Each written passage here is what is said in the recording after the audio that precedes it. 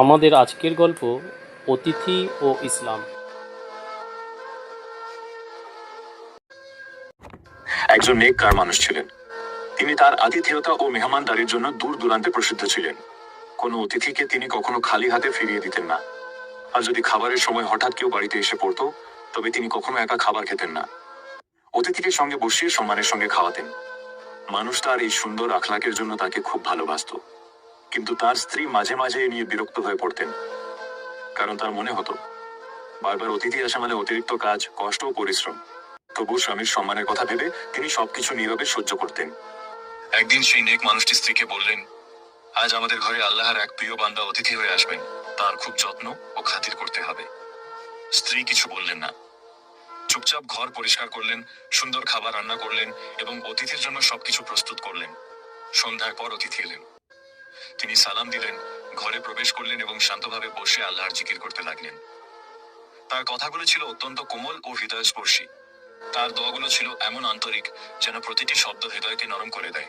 খাবার শেষে ঘরের সবাই অদ্ভুত এক প্রশান্তি অনুভব করলো। মনে হচ্ছিল যেন বুকের ভেতরের সব দুশ্চিন্তা ও বোঝা হালকা হয়ে গেছে। ঘর জুড়ে নেমে এলো এক অপার্থিব সাকুন।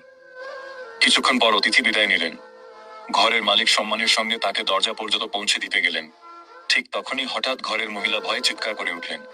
তিনি বললেন, আল্লাহর কসম, আমি দেখলাম অতিথি যখন ঘর থেকে বের হচ্ছিলেন, তখন তার পেছন পেছন অসংখ্য সাপ, বিচ্ছু আর ক্ষতিকর পোকামাকড় ঘর থেকে বেরিয়ে যাচ্ছে। এ কথা শুনে সেই নেক মানুষটি মুচকি হাসলেন। অতঃপর ধীর কণ্ঠে বললেন, যে ঘরে আল্লাহর জিকির হয়, অতিথিকে সম্মান করা হয় এবং ভালো আখলাকের চর্চা হয়, সেই ঘরে অকল্যাণ ও বিপদের অবস্থান থাকে না।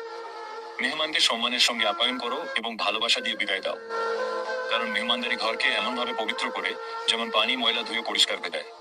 এই কথা শুনে মহিলাটির হৃদয় বদলে গেল। তিনি বুঝতে পারলেন যে কাজটিকে তিনি এতদিন বোঝা মনে করতেন, আসলে সেটি ছিল বরকত, নূর ও আল্লাহর রহমত লাভের একটি মাধ্যম।